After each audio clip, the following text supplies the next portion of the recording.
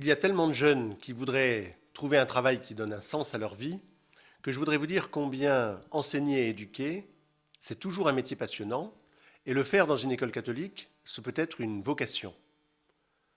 Pour des jeunes chrétiens, vivre leur foi dans leur travail et permettre à des enfants et à des jeunes de découvrir le Christ, c'est une chance.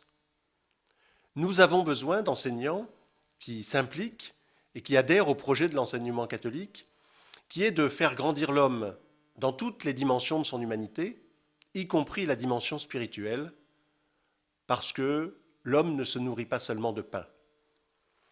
Jean-Paul II a résumé cela en disant que la personne de chacun, dans ses besoins matériels et spirituels, est au centre de l'enseignement de Jésus. C'est pourquoi la promotion de la personne est le but de l'école catholique. L'enseignement laïque s'interdit par définition de prendre en compte cette dimension spirituelle.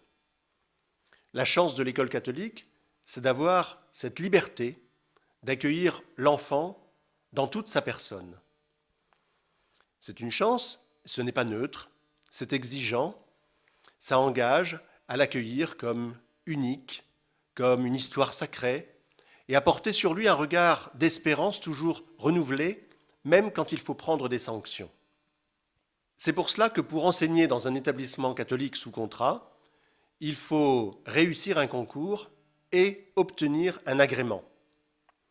Depuis la loi de Bray, il y a 50 ans, nos enseignants ont un statut particulier et original en Europe.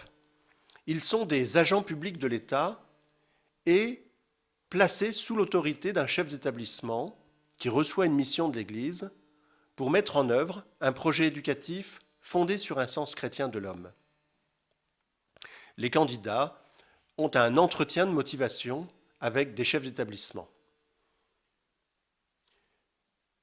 Suite à la réforme de la formation des enseignants, les étudiants doivent désormais avoir un master pour enseigner. Après le concours, ils sont nommés dans un établissement où ils sont rémunérés comme professeurs stagiaires. Mais il y a aussi d'autres possibilités dans l'enseignement catholique, parce qu'on a besoin aussi de chefs d'établissement, d'adjoints de direction, de cadres éducatifs, d'animateurs en pastoral. Chaque mois, de janvier à juin, à l'Université catholique à Lyon, nous animons des réunions d'information pour présenter le projet de l'enseignement catholique et les différents métiers qui sont proposés. Tout le monde y est invité. Merci de transmettre ce message à des jeunes que vous connaissez et qui seraient susceptibles d'être intéressés.